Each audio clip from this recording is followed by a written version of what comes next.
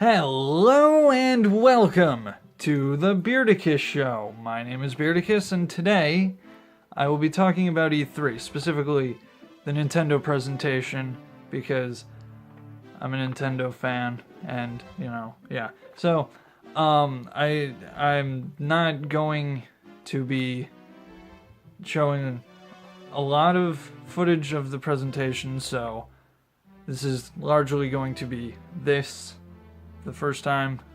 It's not going to be, it's a little scripted, but I'm going to try not to read off of the script too much. So, anyway, without further ado, let's get this started. The sooner we get it started, the sooner I'll stop rambling. So let's do that. Okay, so first up, in the presentation, the first game they talked about was Xenoblade Chronicles 2. I don't have any experience with Xenoblade Chronicles 1, and I only played Xenoblade Chronicles X for a couple hours, so compared to the size of that game, I basically haven't played that either, so I really have no idea what to expect of Xenoblade Chronicles 2, and even beyond that, I don't really know what was going on in the trailer, so I mean, there were explosions, there was some fighting, there were characters. There was like a giant thing that was flying through the sky, but I don't know what to make of any of that, so I don't know. I don't have an opinion on it. So, off to a great start. But next game on the list was simply called Kirby. I assume that's a working title, but it is, as you may have inferred, a game about Kirby. So the interesting thing about this game is that it seems to be taking things from a whole bunch of previous Kirby games and merging them all into one game. So you've got like 4-player co-op, like the Wii game, Return to Dreamland. It's got you can befriend enemies. Frenemies, as they are known, and then you can have other players control those enemies, and that's how the 4-player co-op works. Or if you're playing by yourself, they can be computer controlled, and so it takes like the Kirby Superstar idea of having playable enemies as helpers, is what I'm getting at there, which is cool. As opposed to like the what was it called? Return to Dreamland, where your only options were Meta Knight, King DDD, and Waddle Dee, each of which had one permanent power, and I think you could play as Kirby's too, but I'm not positive. I haven't played that game in a while. But also, even more interesting is that you could combine your powers with one of the other players. So like Sword Kirby and the fire thingy enemy combined to make a fire sword, which is pretty cool because that's the first time this has happened since Kirby 64, which was a long time ago. Not sure exactly. It was like 20 years ago or something.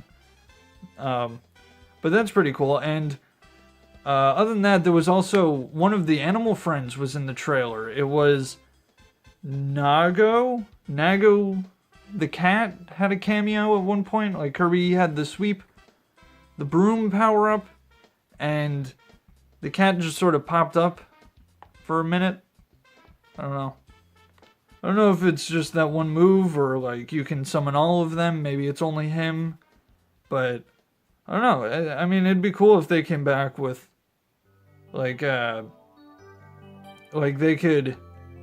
Like in the Super or in the Dreamland games, if they could like give you what's the word? They could like alter.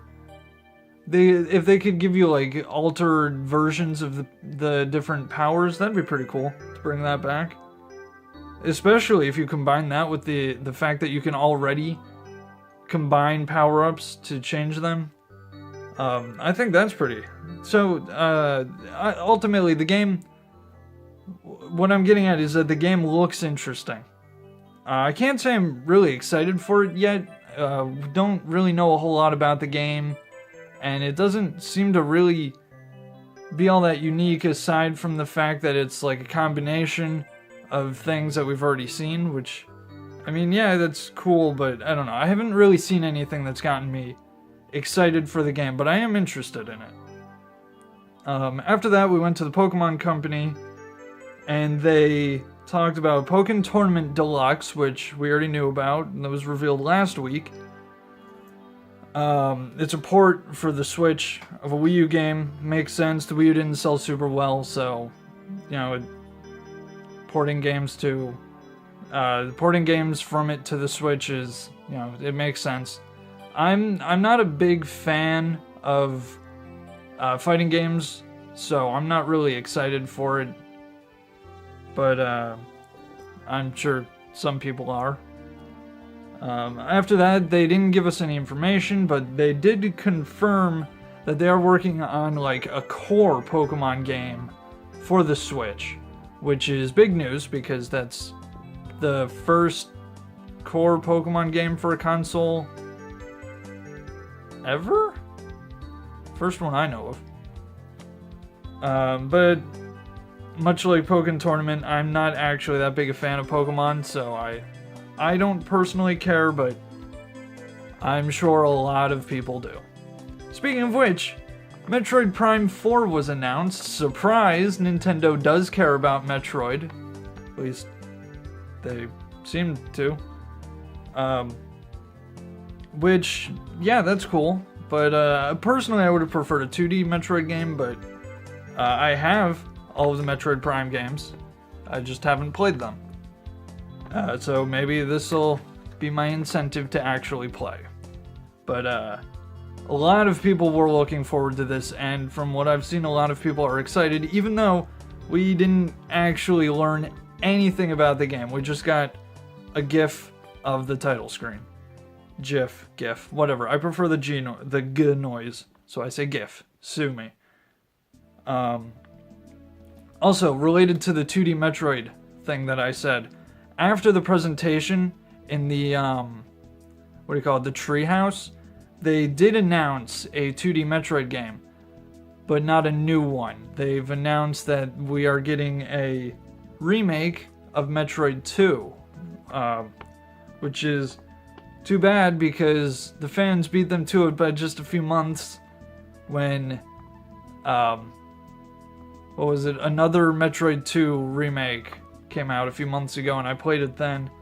So I'm not super excited for this remake, but I suppose it's only fair that since I played the fan-made one, I guess it's only fair to pay for the official remake. So I guess, regardless of how excited I am for it, I owe it to Nintendo to buy this. Next on the list is Yoshi. Much like Kirby, it is simply titled Yoshi, and it stars Yoshi, coincidentally.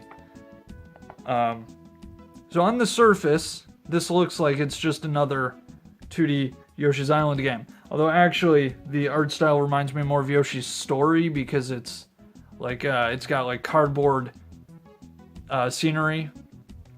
It has like that pop-up book aesthetic to it, but it has an interesting twist, if you will, where you can literally twist the camera from the foreground to the background. A nice change in perspective that will allow you to see the level from different perspectives, I guess. Okay, so now this trailer is interesting for a couple of reasons, because I liked Yoshi's Woolly World, but I'm not a huge fan of most Yoshi games because of how slow-paced they are, but this one is interesting because this perspective switching, the pun not intended, but I'm leaving it in. So the perspective switching is an interesting mechanic because it could, if handled properly, it could be a very good mechanic, or it could just be like a sloppy gimmick. And I don't want to sound too cynical here, but I actually expect it to be a little more than a gimmick. What I mean is that I expect them to basically have levels designed in such a way that you'll be playing through the level normally, and then you'll reach a spot where something in the foreground blocks your view, so you have to switch to the background camera, and then you'll just progress like normal again, except I guess now you're going to the left instead of to the right. But and I don't want that, because that's not really a mechanic, that's just an inconvenience, if that makes sense. Like in the game, or in the trailer, there was a clip of Yoshi going into a house, but the house's front walls stayed up, so you couldn't see him, so they had to switch the camera to the background so that you could see where you were going, and you could see behind the wall, and you could see through the house, because the houses in this only have one wall, and not super great for the foundation, but I mean, I guess it gets the job done. But anyway, my point is that I'm afraid that's what the mechanic is going to be used for the most part. But what I want them to do is have sections of the game where the foreground and the background both give you half of the pieces of a puzzle, if that makes sense. Like you don't get to you can't get through an area just by looking at it from the foreground or the background. You have to look from the foreground and the background, and you need to like constantly shift back and forth in order to really know what's going on. Like, for example, the only thing I could really come up with was like if there's a boss fight where you're in the foreground and the boss is in the background, and there's like a sheet in between you. And in order to hit the boss, you need to know where he is behind the sheet. But since you can't see him, you have to shift to the background, and then you can kind of watch him to see where he's going, and then you have to shift back to the foreground to see where you're aiming. And then you use those two different camera angles to kind of fight against him and try to survive, basically. And so what I'm saying is there are ways to make this work and to make it interesting, but there are also ways where it could get, if it's not handled properly, it'll just kind of feel like a lame mechanic that's just kind of there to make the game seem unique. But at the same time, if they try to make it too complex, then they run the risk of making it not fun. Like, if you're constantly switching back and forth, then it's just annoying. So, it's a very, very difficult job to get the perfect sweet spot, but it's not impossible. And it could be a very fun game, but I'm not really expecting much. So, yeah, I have high hopes, but I have kind of low expectations. So after Yoshi, they went on to the Zelda Breath of the Wild DLC, and we already knew about the DLC. Like, this wasn't an announcement, it was just more information that we got, such as we got a little bit more information on the Pack 1 DLC, such as Trial of the Sword and Master Mode. And by that I mean that we got some clips of them because we didn't really get any new information. We already knew about those two modes. Although we did learn of the existence of a gold Lionel, which is exciting, I guess. I mean, I didn't really like silver Lionels because they were kind of tedious to fight once you knew how to fight them. Like, once you knew how to avoid all of their attacks, it just kind of turned into how long do you want to just sit here smacking this brick wall until it falls over, and also breaking a lot of weapons along the way. So I'm not super thrilled that they've made an even harder version of that, but I don't know. I'm probably not even going to play Master Mode anyway. I've 100% the game, so it's really... So, I don't think I really have to worry about that. But aside from all that, we also saw Hero's Path again, but we've already seen that. There was nothing new there. We saw... they showed off some new armor, but I'm pretty sure we've already seen all of what they showed off. We got Majora's Mask, Midna's helmet, the armor from the Spirit Tracks, what is it called? The Phantom Armor, I think. Tingle's leotard, and the Kurok Mask. The Kurok Mask, of course, having the ability to, like, shakes and alerts you if a Kurok is nearby that you haven't found yet.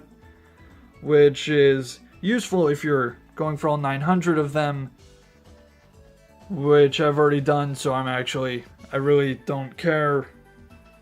And then we got some new details about DLC Pack 2.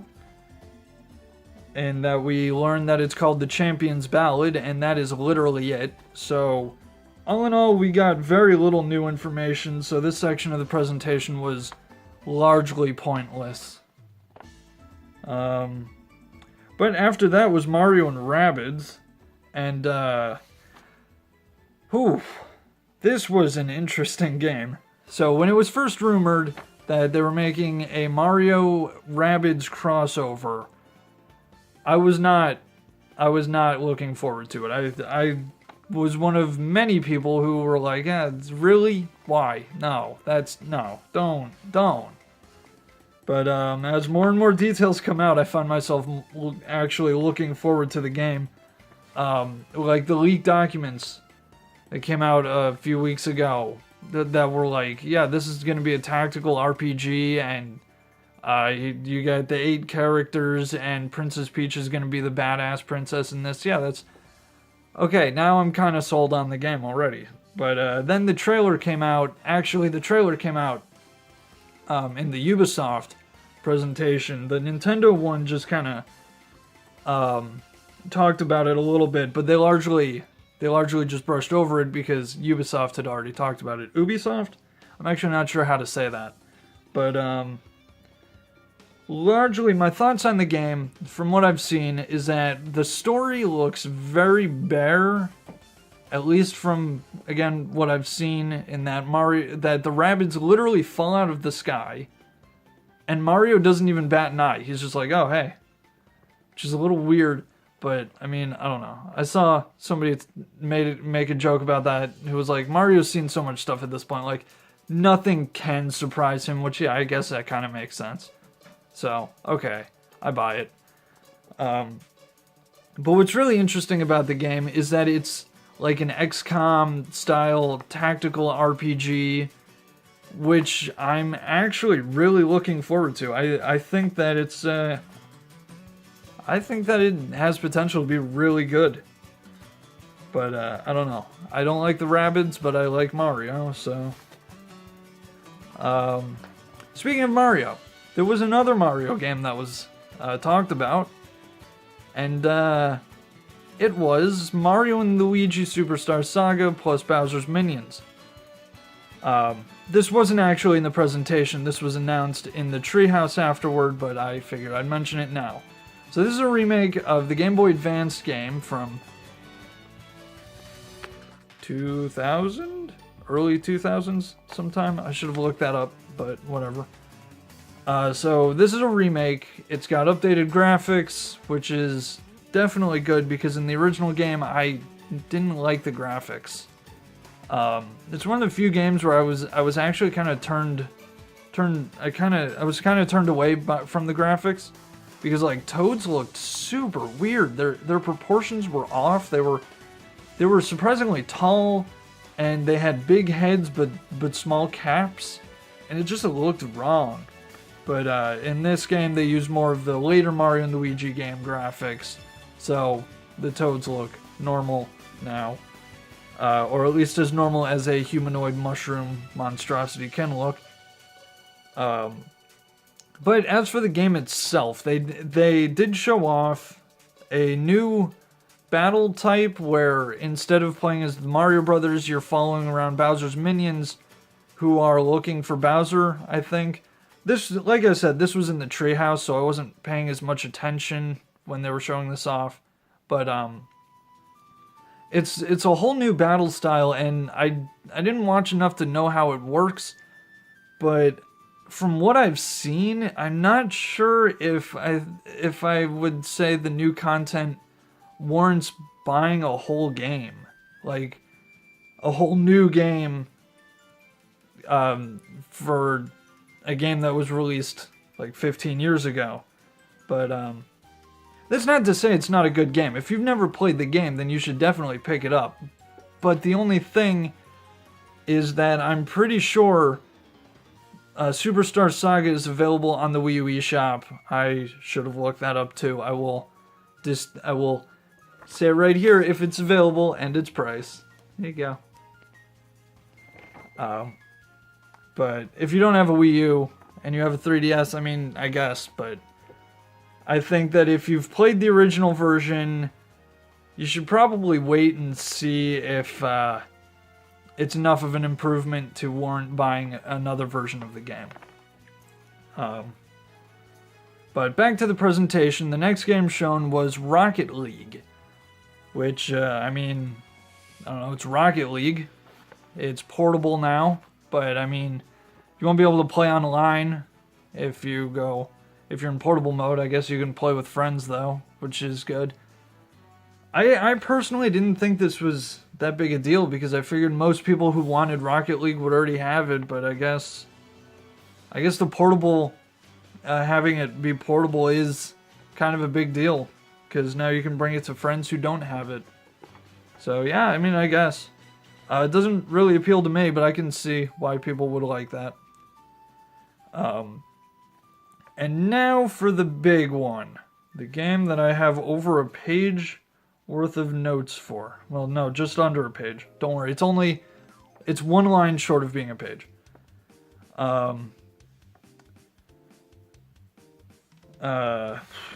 It's Fire Emblem Warriors. You may have noticed that I skipped over it earlier, because I think it was actually shown right after Yoshi, but I skipped it because I have a lot to say about it. Okay, so I am a Fire Emblem fan. As you can see, back here, I have the Alm and Celica. I have the Alm and Celica amiibo, because I'm a Fire Emblem fan.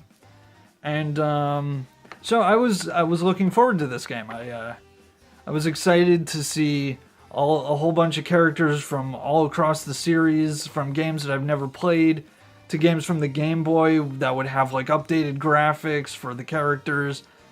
In addition to a few characters from the later games, I was a little disappointed when I saw the heroes that were announced. Because as of now, we know of 7 characters. Marth, let's get that on screen. Marth, Chrom, Corrin, Xander, Ryoma, and 2 blonde nobodies that literally nobody cares about. I'm sure somebody cares about it, and it's probably going to be the only person who watches this video, and they're going to be really mad at me for saying that, but I mean, come on. With all the characters in the game, in the series, you pick 2 blonde nobodies. Who cares? Anyway, the problem with these characters is that aside from Marth and the new characters, every character is from either Awakening or Fates, and that is exactly what I was afraid they were going to do. They're only picking characters from the more recent games, or, well, not, I shouldn't say only, because we only have 7 characters, and they're probably going to be, if it's like Hyrule Warriors, I think had 18 when the game came out, so we wouldn't even have half of them yet, so It's okay, I'm sure that there will be other characters, but I have read that they are going to focus on the later games because they didn't want to bring the lords from every game in, because then they really only have sword characters, and I can understand that point of view.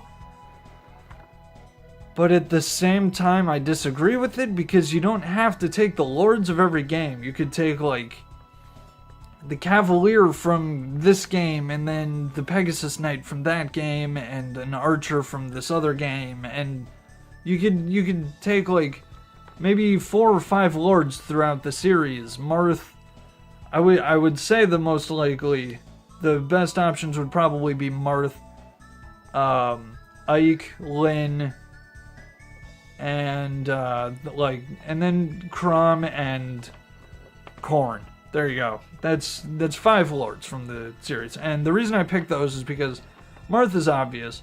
Korn and Crom are from the more recent games, so it makes sense to put them in. And then Lynn and Ike, because in the recent Fire Emblem Heroes poll, Lynn and Ike were voted the most popular female and male characters respectively.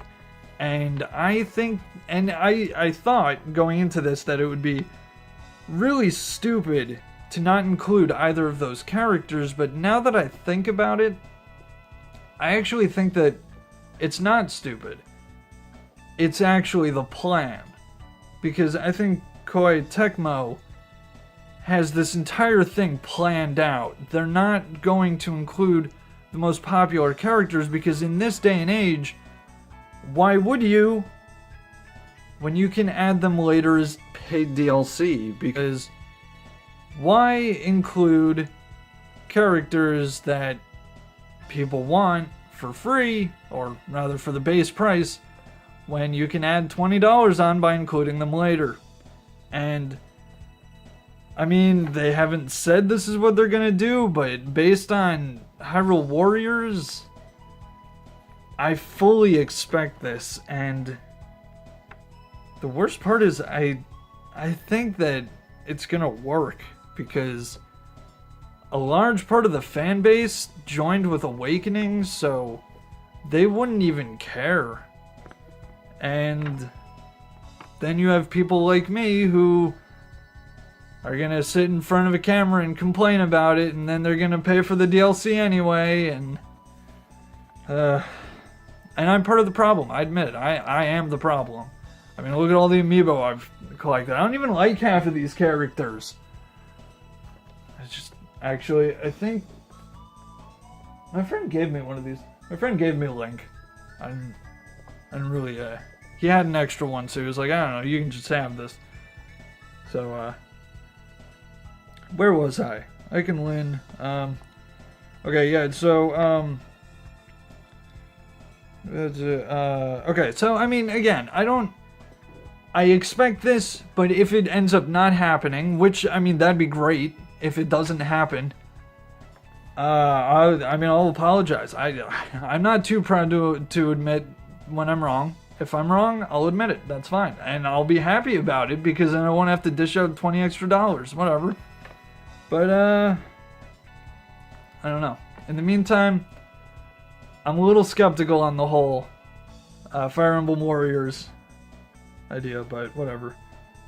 And then there's one other thing I wanted to note. This isn't really specific to Fire Emblem Warriors, but I think it's weird that Marth... Does anyone else think this? That it's weird that Marth is the main representative of Fire Emblem? I mean, yeah, like, I get why. He's the main... He's the main character of the first game, so yeah, that makes sense. But he was only in, like, what, 3 games? Not counting remakes? So, why is he the main character? Because in this series, the closest thing the series itself has to a mascot would actually be Anna. She's the one who appears in every game except for the second one, Gaiden and its remake, this one, Echoes. Gaiden and its remake, Echoes, are the only games Anna doesn't appear in, so she's... If that series has a mascot, it's Anna. But, I don't know, that's just my opinion. I think it's weird that Marth gets all of the attention from the series, and Anna just kind of gets shafted all the time, but I don't know, whatever. Maybe I just like redheads. I don't know. Anyway, so point is, I didn't like the trailer. Okay? I'm not saying that I don't think the game will be fun. I'm not saying I don't think it'll do well. In fact, I think it'll sell I think it will sell fine, if not good, if not great. I just don't like the implications that I got from this trailer. And finally, for the grand finale, the game that I personally was looking forward to the most, Super Mario Odyssey.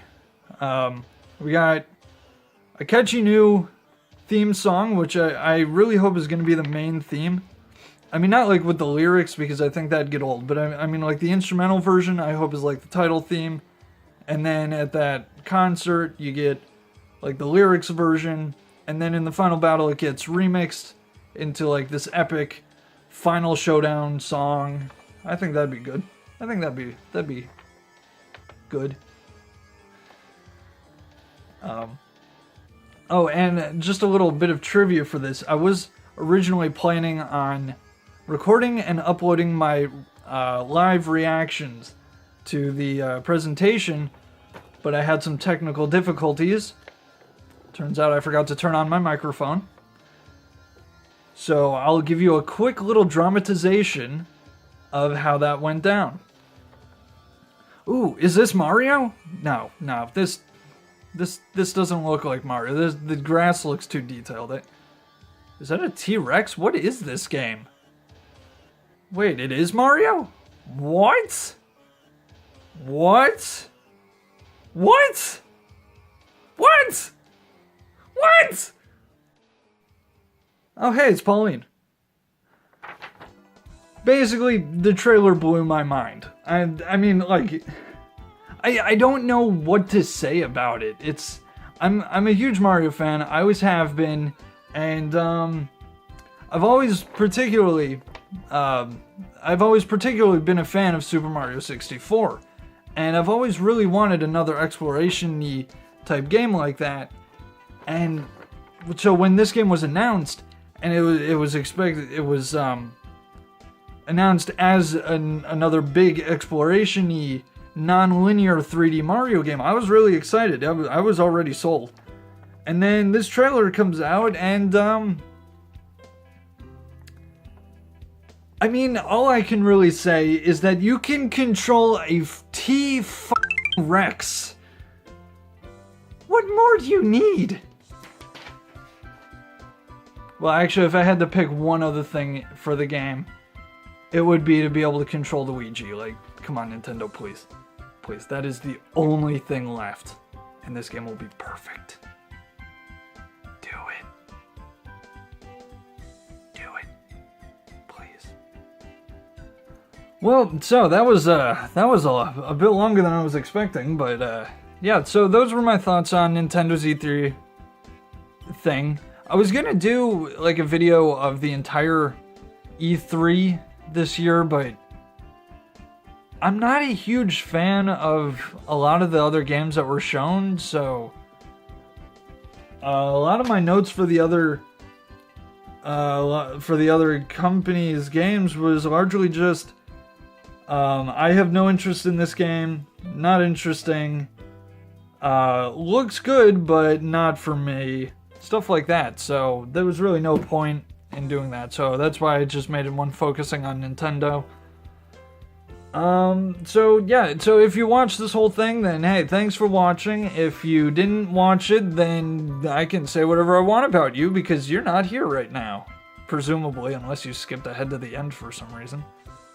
But anyway, so I guess all that I can really say is thanks for watching. And if you want to watch more, you can hit the subscribe button. It'll notify you when, there are other videos for you to watch. I mean, there are already other videos. I have a couple of videos on this channel. I have a whole other channel where I play games. You can stop over there. I'll put a link in the description and on screen. You can click that. What else? You can, I guess that's pretty much everything. So, thanks for stopping by. Keep being awesome. Maybe I'll see you next time. But until then, goodbye.